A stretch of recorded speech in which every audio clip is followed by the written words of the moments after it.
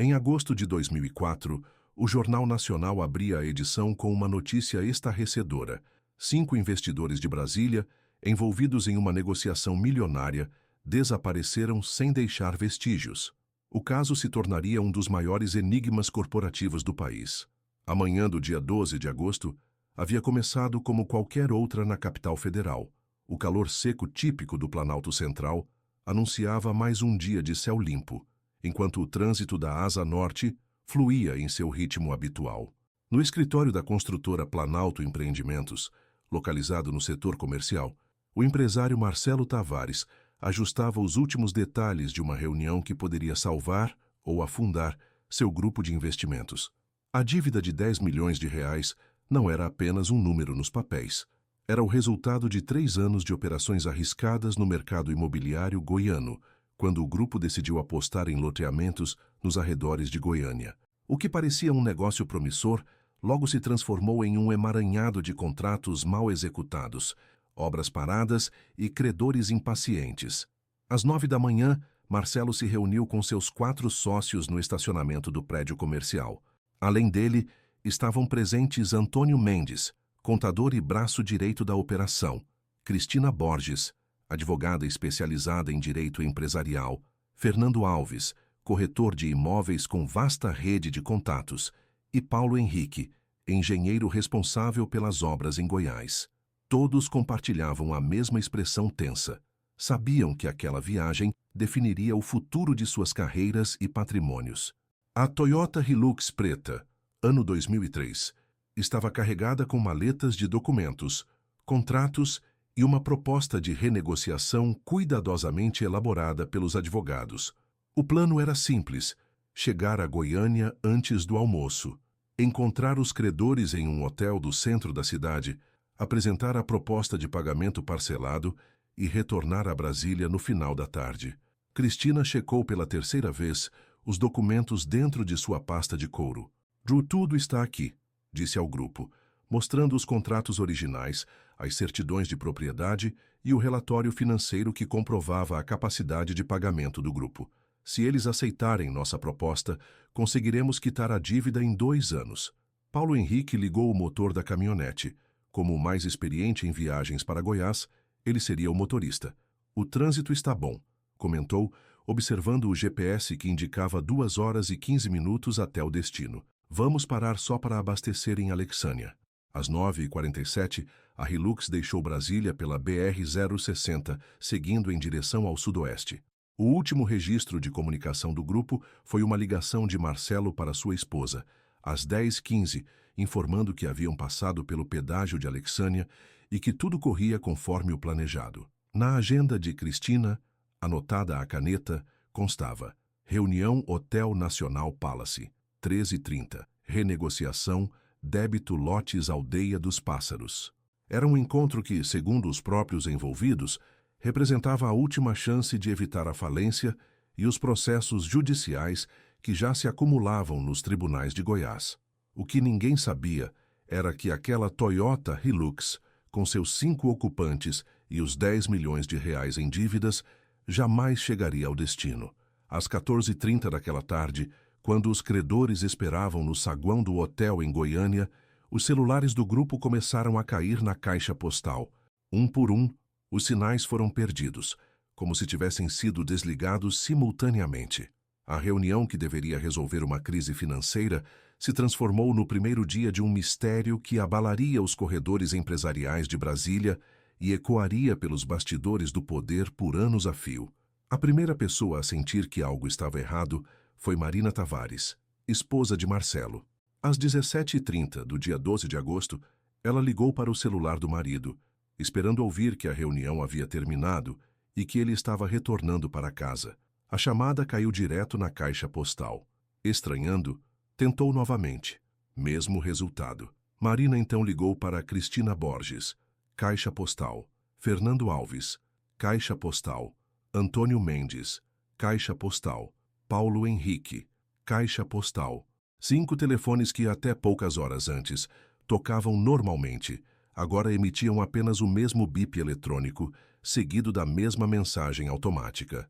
Por volta das 19 horas, As famílias já estavam em pânico. Carmen Alves, esposa de Fernando, foi a primeira a procurar a delegacia de polícia. Meu marido saiu para uma reunião de negócios em Goiânia e não atende o telefone, relatou ao delegado de plantão, que inicialmente sugeriu aguardar até o dia seguinte. Talvez a reunião tenha se estendido, disse o policial, sem imaginar a dimensão do que estava por vir. Na manhã do dia 13, quando o grupo não havia retornado, as famílias se reuniram na casa de Marina. A mesa da sala de jantar foi transformada em um centro de operações improvisado. Telefones celulares, listas de contatos, mapas rodoviários e uma angústia crescente que tomava conta de todos os presentes. A primeira ligação foi para os credores em Goiânia. Eles nunca apareceram, confirmou o representante do grupo devedor.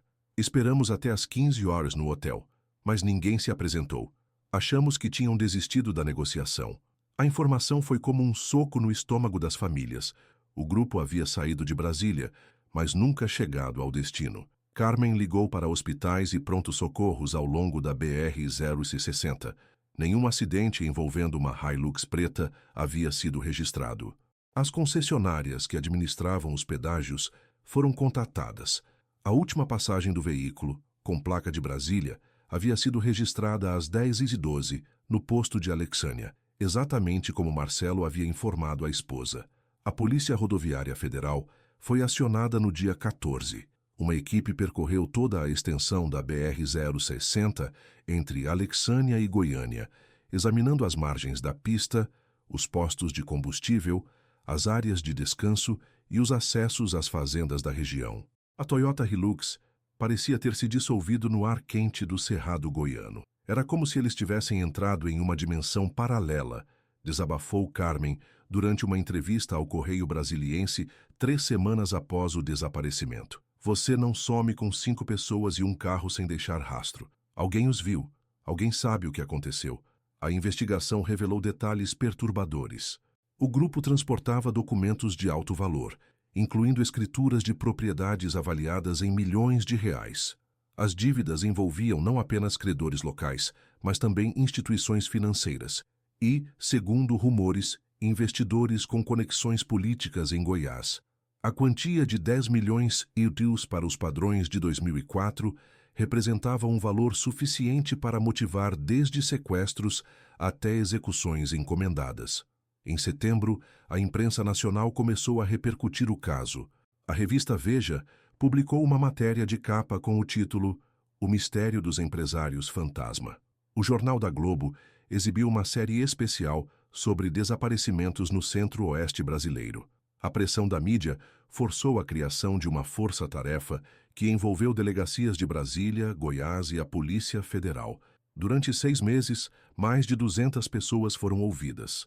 Funcionários dos postos de combustível, caminhoneiros que transitavam pela rodovia, moradores das fazendas próximas, trabalhadores rurais, comerciantes das cidades do interior. O resultado foi sempre o mesmo. Ninguém havia visto uma Hilux preta com 5 ocupantes em trajes sociais no dia 12 de agosto. As famílias contrataram investigadores particulares. Detetives vasculharam a vida financeira dos 5 empresários, procurando inimigos, ameaças, conexões perigosas. Descobriram que as dívidas eram reais, mas não encontraram evidências de que o grupo enfrentasse ameaças de morte ou sequestro. Em dezembro de 2004, o caso foi arquivado temporariamente. A justificativa oficial era a ausência de pistas concretas e a impossibilidade de determinar se havia ocorrido o crime. Para as famílias, porém, o arquivamento representava a confirmação de que Marcelo, Cristina, Fernando, Antônio e Paulo Henrique haviam se tornado estatísticas, 5 nomes em uma pasta amarelada, nos arquivos da polícia. O silêncio que se seguiu foi ensurdecedor. Não houve pedidos de resgate. Não surgiram testemunhas. Não foram encontrados pertences. Era como se os 5 empresários e sua Toyota Hilux tivessem sido apagados da realidade, deixando apenas famílias destroçadas e um mistério que começava a ganhar ares de lenda urbana nos corredores empresariais de Brasília. 12 anos se passaram desde que o caso dos 5 empresários de Brasília desapareceu das manchetes dos jornais. O ano de 2016 encontrava a região do entorno de Alexandria transformada. Novos loteamentos, estradas asfaltadas e o que antes era cerrado e intocado agora abrigava condomínios rurais e pequenas indústrias. Em uma manhã seca de julho, Edilson Pereira, proprietário de uma empresa de demolições, recebeu uma ligação que mudaria para sempre a história dos empresários desaparecidos. Do outro lado da linha, um corretor de imóveis explicava que precisava derrubar um conjunto de silos abandonados em uma fazenda que seria transformada em shopping center. São estruturas antigas, da década de 80, explicou o corretor. O novo proprietário quer limpar o terreno antes do início das obras. Você consegue fazer a derrubada até o final do mês? A fazenda Santa Mônica ficava a 16 quilômetros de Alexandria, escondida por uma estrada de terra que poucos conheciam. Os silos, construídos para armazenar soja, estavam abandonados há mais de uma década. Ervas daninhas cresciam nas suas bases de concreto, e o mato alto ocultava as estruturas metálicas que um dia serviram para estocar grãos. Na manhã do dia 18 de julho, Edilson chegou ao local com sua equipe de 5 homens e um trator com implemento de demolição. O trabalho começou pelo silo menor, que ficava mais próximo da entrada da propriedade. Com as primeiras marretadas, pedaços de metal enferrujado se desprenderam, revelando o interior escuro da estrutura. Foi quando Jorge, um dos operários, gritou da parte interna do silo: "Chefe, tem alguma coisa estranha aqui dentro." Edilson se aproximou com uma lanterna potente. O feixe de luz iluminou o que, à primeira vista, parecia ser um amontoado de metal retorcido no fundo da estrutura. Mas conforme a visão se ajustou à escuridão, os contornos de um veículo se tornaram inconfundíveis. Uma Toyota Hilux preta, com a carroceria amassada e os vidros estilhaçados, estava encravada no fundo do silo, como se tivesse sido jogada de uma grande altura. "Meu Deus do céu!" murmurou Edilson, sentindo o coração disparar. "Jorge, saia daí agora e não toque em nada. Vamos chamar a polícia." A placa do veículo, embora empoeirada e parcialmente danificada, ainda era legível. JKL 48847, Brasília, DF. Dentro da cabine destruída, entre os destroços de vidro e metal retorcido, havia algo que fez Edilson recuar em choque. Não eram apenas os restos mortais dos 5 ocupantes que impressionavam, mas sim um objeto que havia resistido ao tempo e ao impacto. Uma pasta executiva de couro marrom, praticamente intacta, presa entre os bancos dianteiros. A Polícia Civil chegou ao local 2 horas depois. O delegado Augusto Carvalho, responsável pela região de Alexandria, reconheceu imediatamente a importância da descoberta. "Vocês encontraram os empresários de Brasília", disse aos operários, referindo-se a um caso que ele havia acompanhado como investigador iniciante em 2004. A retirada dos corpos levou todo o resto do dia. O estado de conservação surpreendeu os peritos. O ambiente seco do silo havia mumificado parcialmente os restos mortais, permitindo a identificação através de objetos pessoais. Um relógio Rolex de Marcelo Tavares, os óculos de grau de Cristina Borges, a carteira de motorista de Fernando Alves.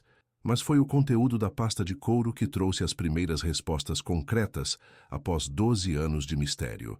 Dentro dela, além dos documentos da reunião que jamais aconteceu, havia uma série de papéis que não constavam nos autos originais da investigação, contratos paralelos, recibos de transferências bancárias e, mais importante, uma série de anotações manuscritas de Cristina Borges, datadas da manhã de 12 de agosto de 2004. Em uma das anotações, rabiscada às pressas, estava escrito: "Ligação 10h20, mudança local reunião, não é mais hotel, Fazenda Proce. Alexandria, sinal ruim. Não entendi direito. Na margem da página, um endereço escrito a lápis: Fazenda Santa Mônica, quilômetro 16, Estrada da Serraria." A descoberta transformou completamente a investigação. O grupo não havia desaparecido no caminho para Goiânia. Eles haviam sido desviados para uma reunião em local diferente, exatamente na propriedade onde seus corpos foram encontrados 12 anos depois. Alguém havia ligado para eles na estrada, mudando o local do encontro no último minuto. O silo não era apenas um esconderijo, era um túmulo planejado.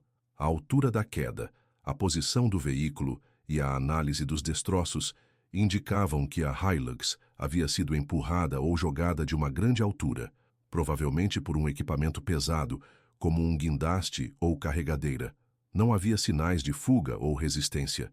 Os 5 empresários haviam sido executados e enterrados em um local que ninguém suspeitava existir. A pasta de couro, preservada pelo acaso, carregava não apenas os últimos momentos dos empresários, mas também a chave para desvendar quem os havia atraído para aquela armadilha mortal.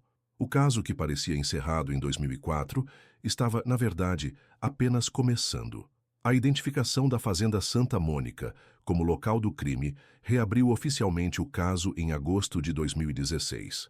O delegado Augusto Carvalho, agora com 12 anos de experiência a mais, assumiu a investigação com uma vantagem que não existia em 2004. Ele sabia exatamente onde o crime havia ocorrido e tinha evidências concretas do que havia acontecido. A primeira descoberta veio através dos registros de propriedade. Em 2004, a Fazenda Santa Mônica pertencia a Osvaldo Nunes Filho, um pecuarista de 52 anos, conhecido na região por seus negócios imobiliários e conexões políticas. Curiosamente, Osvaldo havia vendido a propriedade apenas 3 meses após o desaparecimento dos empresários, em novembro de 2004, alegando problemas financeiros. O novo proprietário, um empresário do agronegócio de São Paulo, confirmou que havia comprado a fazenda sem nunca visitar pessoalmente a propriedade. Osvaldo disse que precisava vender rapidamente por causa de dívidas, explicou durante o depoimento. O preço estava bom, fiz a compra por procuração. Nunca imaginei que pudesse haver algo assim nos silos. A investigação de Osvaldo revelou uma conexão direta com o caso dos empresários. Em 2003, ele havia sido sócio minoritário em um dos empreendimentos imobiliários do grupo de Marcelo Tavares, exatamente o projeto que gerou a dívida de 10 milhões de reais. Osvaldo havia investido 2 milhões no loteamento e, quando as obras pararam, perdeu todo o valor. Os registros bancários mostraram que, nos meses que antecederam o desaparecimento, Osvaldo havia feito várias tentativas de recuperar seu investimento através de advogados e intermediários. Suas ligações para o escritório de Marcelo se tornaram cada vez mais frequentes e agressivas, segundo funcionários que foram ouvidos novamente. Em setembro de 2016, Osvaldo foi localizado em Caldas Novas, onde vivia discretamente com a aposentadoria de ex-funcionário público. Aos 64 anos, o homem, que um dia foi dono de terras e gado, vivia sozinho em uma casa simples, longe da vida que havia levado durante décadas no interior de Goiás. A primeira abordagem policial encontrou um homem visivelmente abalado pela descoberta dos corpos. "Eu sabia que esse dia ia chegar", foram suas primeiras palavras ao ver os investigadores na porta de casa. 12 anos é muito tempo para carregar um peso desses. No início, Osvaldo tentou negar qualquer envolvimento. Afirmou que havia vendido a fazenda por problemas financeiros legítimos e que não sabia da existência dos corpos nos silos. Mas conforme a investigação avançava, as contradições em seu depoimento se tornaram evidentes. A perícia técnica nos silos revelou que a Hilux havia sido jogada lá usando um equipamento pesado, provavelmente uma carregadeira ou guindaste. Osvaldo possuía exatamente esse tipo de maquinário em 2004, usado para a construção de açudes e manutenção da propriedade. Mais importante, registros da oficina mecânica mostraram que ele havia levado uma carregadeira para conserto no dia 15 de agosto de 2004, 3 dias após o desaparecimento, alegando problemas no sistema hidráulico após trabalho pesado. Foi durante a terceira sessão de interrogatório que Osvaldo começou a demonstrar sinais de que ia ceder. Suas mãos tremiam, sua voz falhava, e ele pedia constantemente para ir ao banheiro ou beber água. O delegado Augusto, experiente em interrogatórios, percebeu que estava próximo de uma confissão. "Osvaldo", disse o delegado em tom calmo, "você sabe que já temos provas suficientes. A carregadeira, os registros bancários, a venda apressada da fazenda. Você pode nos ajudar a entender como tudo aconteceu. Foram 12 anos de sofrimento para essas famílias." O fazendeiro ficou em silêncio por longos minutos, olhando fixamente para as próprias mãos. Quando finalmente falou, sua voz saiu como um sussurro rouco. "Eu não queria matar ninguém. Só queria meu dinheiro de volta." A partir desse momento, a confissão fluiu como uma barragem que se rompeu. Osvaldo contou que havia planejado apenas assustar o grupo, forçá-los a devolver o dinheiro que havia perdido no investimento. Na manhã de 12 de agosto, ele ligou para Cristina Borges quando soube que eles estavam indo para Goiânia negociar com outros credores. Eu disse para ela que os credores haviam mudado o local da reunião, que agora seria na minha fazenda. Inventei uma história de que os outros investidores queriam manter sigilo e que a fazenda era um local neutro para a negociação. Osvaldo parou, respirou fundo e continuou. Eles acreditaram. Saíram da estrada principal e vieram até aqui. O plano inicial era simples: receber o grupo, exigir o pagamento de sua parte da dívida e, se necessário, reter os documentos até que um acordo fosse feito. Osvaldo havia contratado 2 ajudantes, peões da região, alegando que precisava de seguranças durante a reunião com os empresários de Brasília. Quando eles chegaram, eu apresentei minha exigência. Queria os 2 milhões que havia perdido, mais correção e juros. Marcelo disse que isso era impossível, que eles não tinham esse dinheiro em espécie e que a reunião em Goiânia era justamente para renegociar todas as dívidas. A situação se complicou quando Fernando Alves tentou ligar para a polícia com seu celular. Um dos peões, nervoso com a possibilidade de problemas legais, tentou tomar o telefone. Na luta que se seguiu, Fernando foi empurrado e bateu a cabeça em uma pedra próxima ao curral, morrendo instantaneamente. Foi quando tudo saiu do controle, admitiu Osvaldo, com lágrimas nos olhos. Os outros começaram a gritar, ameaçaram ir à polícia. Cristina disse que nos processaria por sequestro e homicídio. Eu entrei em pânico. O que aconteceu nos minutos seguintes, segundo Osvaldo, foi uma sequência de decisões desesperadas tomadas no calor do momento. Vendo que não havia mais volta, ele e os 2 peões decidiram eliminar as testemunhas. Os 4 empresários restantes foram executados com tiros de espingarda. Depois disso, não havia mais nada a fazer. Tínhamos 5 corpos e uma situação impossível de explicar. Foi quando eu pensei nos silos. Ninguém mais usava aquelas estruturas. Elas estavam abandonadas há anos. Com a ajuda da carregadeira, Osvaldo jogou a Hilux com os 5 corpos no silo menor. Depois, lacrou a entrada com chapas de metal e espalhou mato por cima, fazendo parecer que as estruturas estavam abandonadas há décadas. Os peões foram embora da região no dia seguinte. Paguei R$1.000 para cada um e disse que, se algum dia falassem alguma coisa, eu os mataria também. Osvaldo fez uma pausa e acrescentou: Nunca mais os vi. Acho que fugiram para bem longe. A confissão de Osvaldo trouxe o encerramento que as famílias esperavam há 12 anos, mas também revelou a frieza com que 5 vidas foram ceifadas por causa de dinheiro. O fazendeiro foi indiciado por 5 homicídios qualificados, ocultação de cadáver e formação de quadrilha. Durante seu julgamento, realizado em maio de 2017, Osvaldo tentou alegar legítima defesa e descontrole emocional, mas a frieza demonstrada no planejamento da ocultação dos corpos pesou contra sua defesa. Ele foi condenado a 127 anos de prisão. Marina Tavares, viúva de Marcelo, esteve presente na leitura da sentença. 12 anos esperando por justiça, disse ela aos repórteres na saída do tribunal.